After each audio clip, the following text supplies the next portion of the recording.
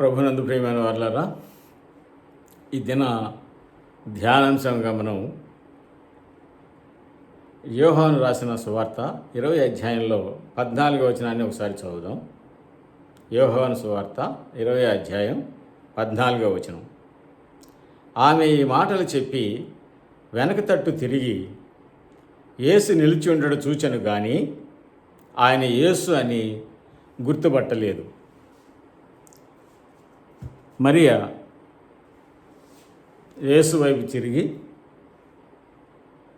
చూచింది కానీ ఆయన యేసు అని ఆయన్ని గుర్తుపట్టలేకపోయింది. తోటమాలి అనుకొని భ్రమపడింది. అప్పటి వరకు ఆమె యేసుక్రీస్తు ప్రభువుని వెతుకుతూనే ఉంది. సమాధి దగ్గరికి వెళ్ళి చూసినప్పుడు సమాధిలో ఆయన లేడని పరుగున వెళ్ళి శిష్యులకు చెప్పి ఆయన లేరు, ఎవరో ఎత్తుకుని పోయారని వాళ్ళకి చెప్పింది.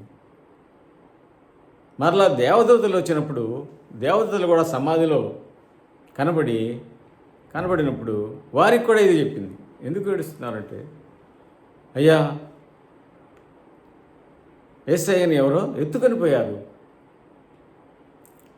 అని వారితో కూడా అదే మాట చెప్పింది. అక్కడ లేడు కనుక ఆమె అలాగా అభిప్రాయపడింది. యేసయ్య సమాధిలో లేడు అంటే ఎవరో ఎత్తుకొని పోయి ఉంటారు అనుకుంది. ఆ తర్వాత యేసుక్రీస్తు ప్రభువారే స్వయంగా వచ్చినప్పుడు ఆయనతో కూడా అదే మాట మాట్లాడుతూ ఉంది. ఆయన ఎవరో ఎత్తుకొని పోయారు. ఇది ప్రకృతి సిద్ధంగా మన ఆలోచన విధానానికి, అంటే మనకు ఎరిగినటువంటి మన జ్ఞానాన్ని బట్టి మనం ఒక వస్తువును కానీ ఒక దేన్నైనా మనం ఒక చోట ఉంచినప్పుడు ఆ వస్తువు అక్కడ లేకపోతే ఎవరో తీసి ఉంటారు అనేటువంటి మనకున్నటువంటి సహజమైనటువంటి అవగాహన.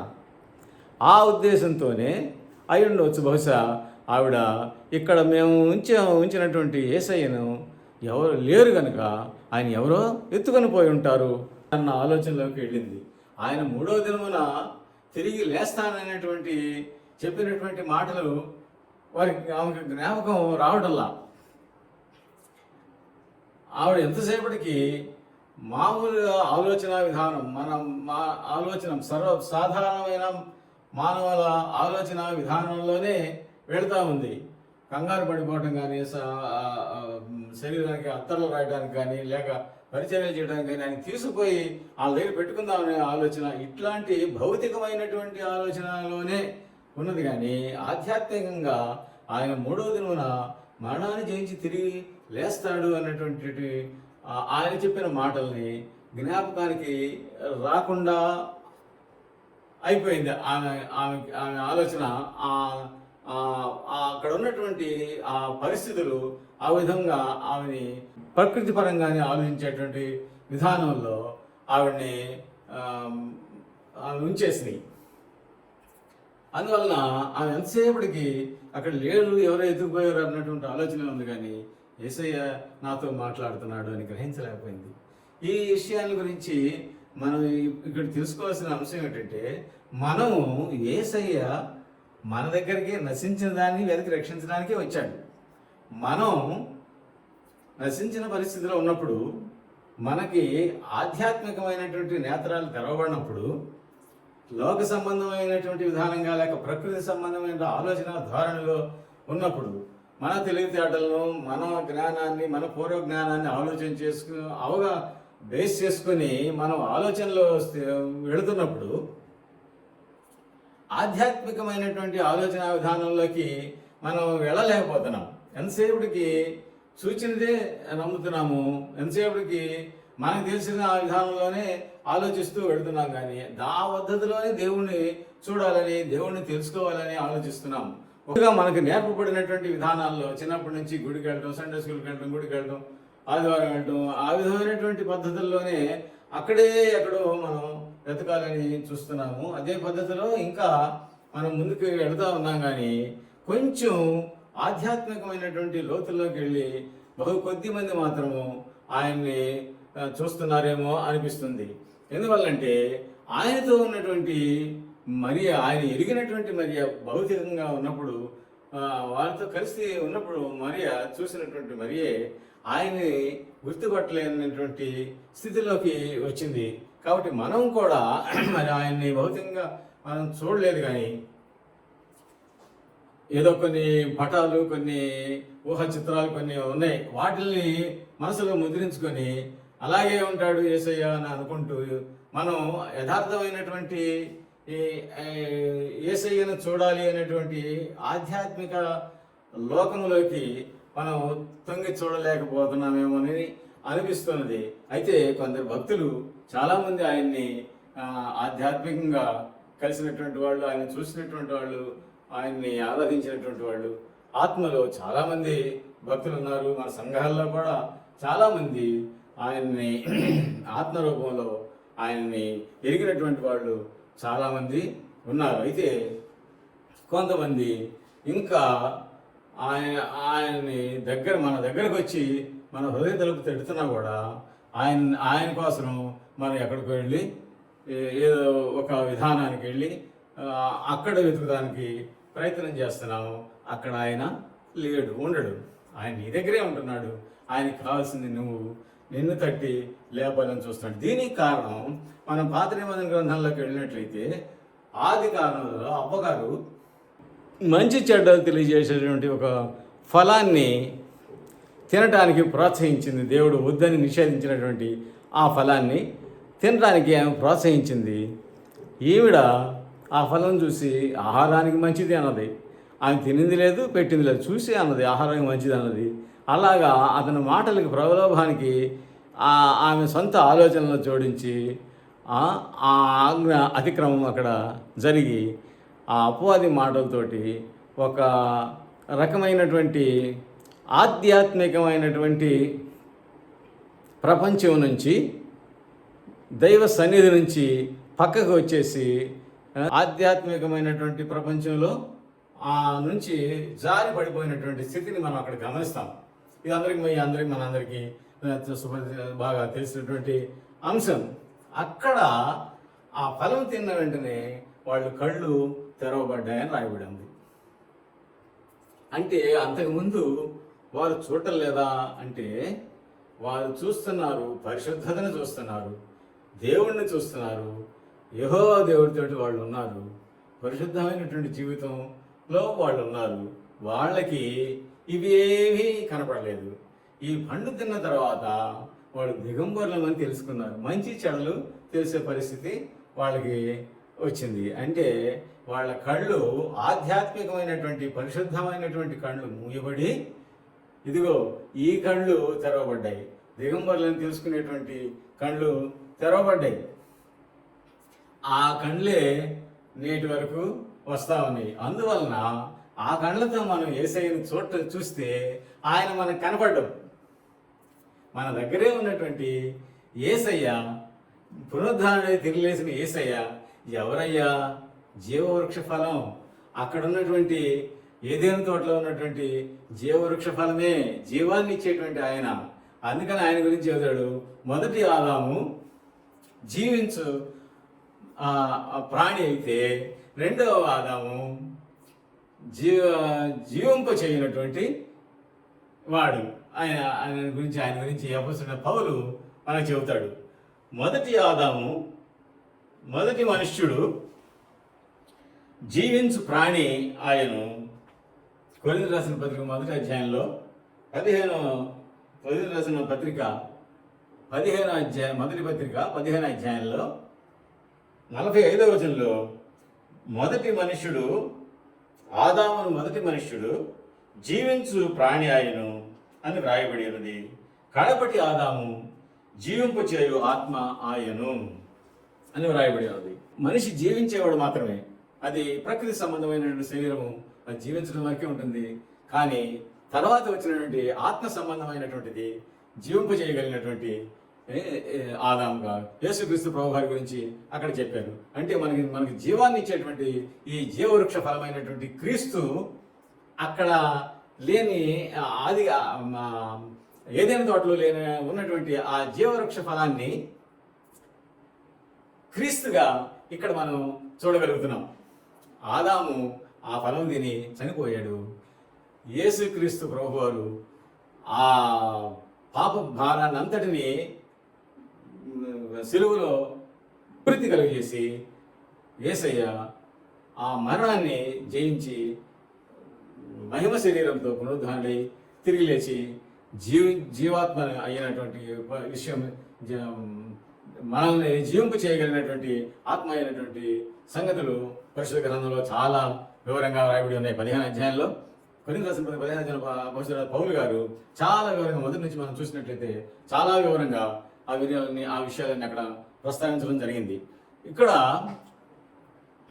అపగారికి ఈ తెరవబడినట్టు ఆ నేత్రాలు కలిగినటువంటి మనం అందరం ప్రస్తుతం యేసుక్రీస్తు ప్రభువారిని చూడాలంటే ఆయన పిలుపు మనం వినాలి. ఇది సత్యం. ఆయన పిలుస్తున్నాడు, నిన్ను పిలుస్తాడు, నన్ను పిలుస్తాడు, పేరు పెట్టి పిలుస్తాడు. నువ్వేమీ భయపడాల్సిన అవసరం లేదు. నిన్ను దేవుడు ఎరిగినటువంటి వాడు. ప్రతి వ్యక్తిని ఆయన ఎరుగును. ఆయన నిన్ను నీ పేరు పెట్టి పిలుస్తున్నాడు.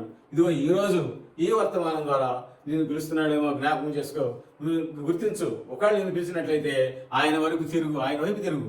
ఒకవేళ ఈ వర్తమానం నీకు వినబడుతున్నట్లయితే మరి అని పిలిచినట్లుగా ఆయన నిన్ను పిలుస్తున్నాడని నువ్వు గ్రహించగలిగితే నీకున్నటువంటి ఆ అపగారి నుంచి వచ్చినటువంటి ఆ కళ్ళు మూత వేయబడి యేసయ్యను చూడగలిగినటువంటి జీవాత్మ కలిగినటువంటి కళ్ళు, పరిశుద్ధమైనటువంటి కళ్ళు తెరవబడగలిగినట్లుగా, చెవులు వినబడగలిగినట్లుగా దేవుడు నీకు సహాయం చేస్తాడు. ఆయన వైపు తిరగాలి. మనం చేయవలసిన పని అదే. యేసుక్రీస్తు వైపు తిరగాలి అంటే యేసుక్రీస్తు మాటలు మనం వినాలి. అవి ఎక్కడున్నాయి? పరిశుద్ధ గ్రంథాల్లో ఉన్నాయి. యేసుక్రీస్తు ప్రభు యొక్క మాటలన్నీ జీవ గ్రంథంలో ఉన్నాయి, బైబిల్లో ఉన్నాయి. ఆ మాటల్ని మన గురువులు అనేక రీతులుగా ప్రకటిస్తూ ఉన్నారు. దీని సువార్త ప్రకటన చేస్తూ ఉన్నారు. యేసుక్రీస్తుకి వచ్చినటువంటి మాటలు గుడులలో, చర్చెస్లో, అనేక ప్రాంతాల్లో, ఈ యూట్యూబ్స్లో, అనేక ప్రాంతాల్లో నానా రీతులుగా ప్రకటించబడుతున్నది. ఇది ఎవరు ఏ ప్రసంగంలోనైనా సరే, ఎక్కడైనా సరే, గుడిలోనైనా సరే, ఎక్కడైనా సరే, ఎక్కడైనా ప్రార్థనా కూడికల్లో, ఉద్యోగ సభల్లో, ఎక్కడైనా సరే ఆయన మాట నీకు వినబడేటట్లయితే, ఆయన మాటలు వినుడుకు చెవులు గలవాడు వినుగాక అన్నటువంటి మాటలు కనుక మీకు మీ చెవుకు చేరినట్లయితే దయచేసి ఆయన వైపు తిరగండి.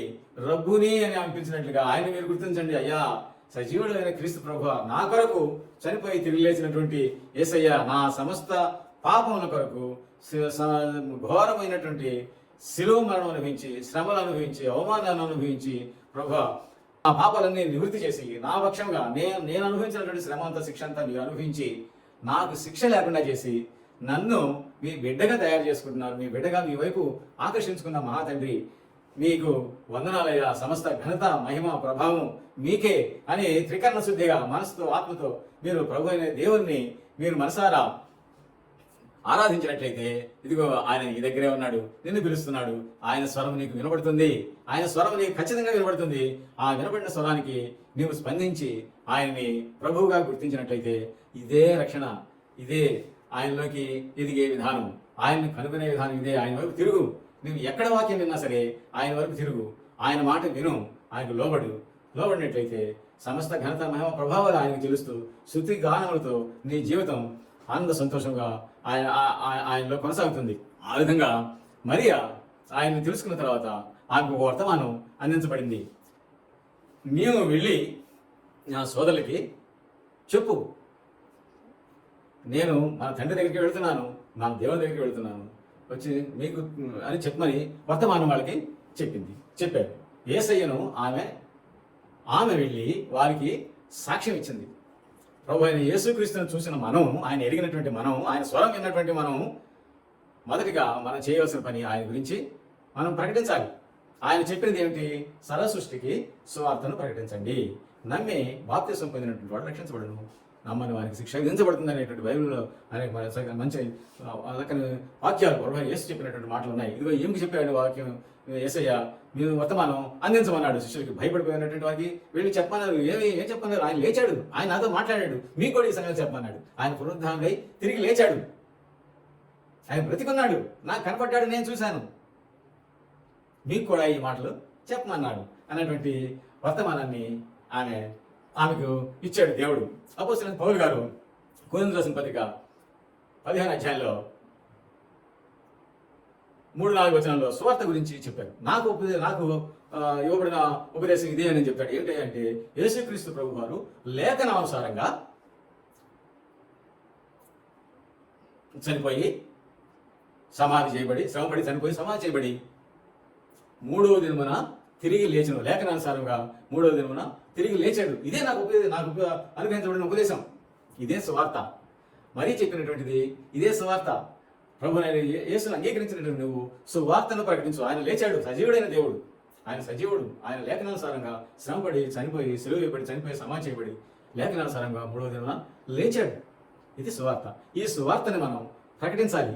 మరియ మొట్టమొదటిసారిగా ఈ సువార్తను ప్రకటించింది. మరియ దేవుణ్ణి ఎరిగి సువార్తను ప్రకటించింది. సువార్తను ప్రకటించడానికి మొదటిగా ప్రకటించినటువంటి వారు మరియ, మగ్దలేని మరియ. సువార్తను ప్రకటించేటువంటి మహాభాగ్యం ఆమె కలిగింది. యేసయ్య తిరిగి లేచాడు, పునరుద్ధారణయ్యాడని చెప్పేటువంటి సువార్తను మనం ప్రకటించి, ఇది మంచి వార్త. This is a good news. ఇదే సువార్త. ఆయన తిరిగి లేస్తే మనం కూడా తిరిగి లేస్తాం. ఆయన చనిపోయినప్పుడు, మొదటి ఆదాలాగా మనం చనిపోబడ్డాం శరీరరీతిగా, ఆత్మరీతిగా మనం క్రీస్తులను తిరిగి లేస్తాం. శరీర రీతిగా వచ్చినటువంటిది మొదట వచ్చినటువంటిది, ఆత్మరీతిగా వచ్చినటువంటిది తర్వాత వచ్చినటువంటిది. ఈ వివరణలన్నీ అపోస్తలుడైన పౌలు గారు చక్కగా 15 అధ్యాయంలో కొరింథీయులకు రాసిన మొదటి పత్రికలో వివరించడం జరిగింది. మీరు ఆ అధ్యాయాన్ని మరొకసారి చూడండి. సో ఈ విధంగా మొదట స్త్రీ పాపాన్ని లేక శాపాన్ని అందించింది ఆదాము గారికి. అవ్వగారు ఆ అపవాది చెప్పినటువంటి సందేశాన్ని ఇచ్చింది. మళ్ళీ ఇప్పుడు మరో స్త్రీ మరియ జీవపు సువార్తను, సజీవం ఇచ్చేటువంటి ఒక దివ్యమైన వార్తను, మనిషిలో ఒక ధైర్యాన్ని, భయపడిపోయినటువంటి శిష్యులకి ఒక ధైర్యాన్ని ఇచ్చి, అలాగే ప్రపంచంలో మనం ఒక భయభీతుల్లో ఉన్నటువంటి పరిస్థితుల్లో ఆరోగ్యాన్ని గురించి కానీ రకరకాల సమస్యలు వీటన్నిటిలో మునిగిపోతున్నప్పుడు, ఆరోగ్య సమస్యలు కానీ, ఆర్థిక సమస్యలు కానీ, అనేకమైనటువంటి ఇబ్బందులు, వీటన్నిటిలో ఉన్నటువంటి ఇబ్బంది పడేటువంటి మనకి ఒక అద్భుతమైనటువంటి ఈ వర్తమానం, అద్భుతమైనటువంటి ఒక సందేశం. ఆయన లేచాడు, ఆయన ఉన్నాడు, ఆయన సజీవుడు, మనతో ఉంటాడు, మనల్ని కూడా సజీవులుగా ఆయన మహిమ శరీరంలోకి మారుస్తాడు అని ఆ జీవవృక్ష ఫలాన్ని గురించినటువంటి సందేశాన్ని ఇదిగో ఈ స్త్రీ ఇచ్చింది. మొదటి స్త్రీ ఆ మంచి చెడ్డలు తెలిసేటువంటి ఫలం యొక్క సందేశాన్ని ఇచ్చింది. రెండవ స్త్రీ, ఈ స్త్రీ జీవవృక్ష ఫలమైన క్రీస్తు దేవుని గురించినటువంటి సందేశాన్ని అందించింది. అక్కడ స్త్రీ, ఇక్కడ స్త్రీ ద్వారా పాపం ప్రవేశించిందని మనం భావిస్తున్నాం. కానీ స్త్రీ ద్వారానే సువార్త ప్రకటించబడినటువంటి సత్యాన్ని మీరు గ్రహించవలసినటువంటి ఈ సందర్భంలో మనం గ్రహించవలసిన వారమై ఉన్నాం. మొదటి ఆదాము శరీర సంబంధమైనటువంటి, ప్రకృతి సంబంధమైనటువంటి శరీరం కలిగి ఆయన జీవించే ఆ మనిషిగా ఉన్నాడు. రెండవ ఆదాము ఆత్మ సంబంధమైన శరీరం కలిగి జీవాత్మ అయినటువంటి వాడిగా ఉన్నాడు. సో ఈ సత్యాలు మనం తెలుసుకుంటూ, ఇదిగో ఈ దేవుడు మనకు అనుగ్రహించినటువంటి, మనం దేవుని గ్రహించాలి, ముందు దేవుని చూడాలి, దేవుని పిలుపు వినాలి, ఆయన పిలుపుకి లోబడాలి. మన గురువులు, మన సహోదరులు, మన పెద్దలు గుళ్ళల్లో చర్చస్లో చెప్పేటువంటి అనేకమైనటువంటి సందేశాలు మనం వింటున్నాం, యూట్యూబ్స్లో వింటున్నాం, అనేక మీడియా ద్వారా వింటున్నాం, అనేక కూడికల్లో ఉంటున్నాం. విని ఊరికే వచ్చేటువంటి విషయం కాదు. ఆ మాటల్ని యేసుక్రీస్తు ప్రభు మన చెవులకి వినిపిస్తున్నాడు. ఆయన కేక, ఆయన మాట అని గ్రహించండి. పరిశుద్ధ గ్రంథంలో ఆయన మాటలు, ఆయన చెప్పిన మాటలు ఉన్నాయి. ఇవన్నీ చదివి గ్రహించుకోండి. ఆయన పిలుపు మీకు వినబడినట్లయితే ఆయన వైపు తిరగండి. ఆయన వైపు తిరిగి మీరు రక్షణానుభవంలోకి వస్తారు. మీరు మహిమ శరీరము ధరించుకొని ఆయన చూసేటువంటి మహాదినంలోకి మీరు సిద్ధపడి తయారవుతుంది. ఈలోగా ఆయన ఇచ్చినటువంటి సందేశాన్ని ఇదిగో ఇలాగా అనేకులకి అందించండి. అందువల్ల నేను కూడా ఈ సందేశాన్ని, ఇలాంటి సందేశాన్ని, ముఖ్యంగా సువార్తని, యేసుక్రీస్తు ప్రభు మృత్యుంజయుడై తిరిగి లేచాడు లేఖనానుసారంగానే ఆయన తిరిగి లేచాడు అనేటువంటిది మీకు ఇది తెలియజేయడానికి నాకు ఎంతో సంతోషంగా ఉంది. ఇది సువార్త. ఈ సువార్తను మీరు నమ్మి బాప్తిసం పొందినట్లయితే మనం రక్షించబడినటువంటి వారుగా అవుతాం. ఈ భాగ్యాన్ని లేని వారి అందరికీ మనకు చేతైనంత మటుకు సువార్తను ప్రకటించి అనేకులను ఈ సత్యాన్ని గ్రహించేటువంటి స్థితిలోకి మనం తీసుకుని వచ్చినట్లయితే దేవుడు మనకు తోడుగా ఉంటాడు, మనతోటే ఉంటాడు. పరిశుద్ధాత్మ దేవుని అన్య సహవాసం, సహకారం మనకు తోడుగా ఉండి ఆయన వెలుగులో, ఆయన బాటలో నడుస్తూ అనేకులకు మాదిరికరమైన జీవితం జీవిస్తూ ఆయన బిడ్డలుగా మనం జీవించగలిగేటువంటి మహాభాగ్యాన్ని మనకి ప్రసాదిస్తాడు. ఆ విధంగా దేవుడు తన కృపను మన అందరికీ దయచేయను గాక. ఆమేన్.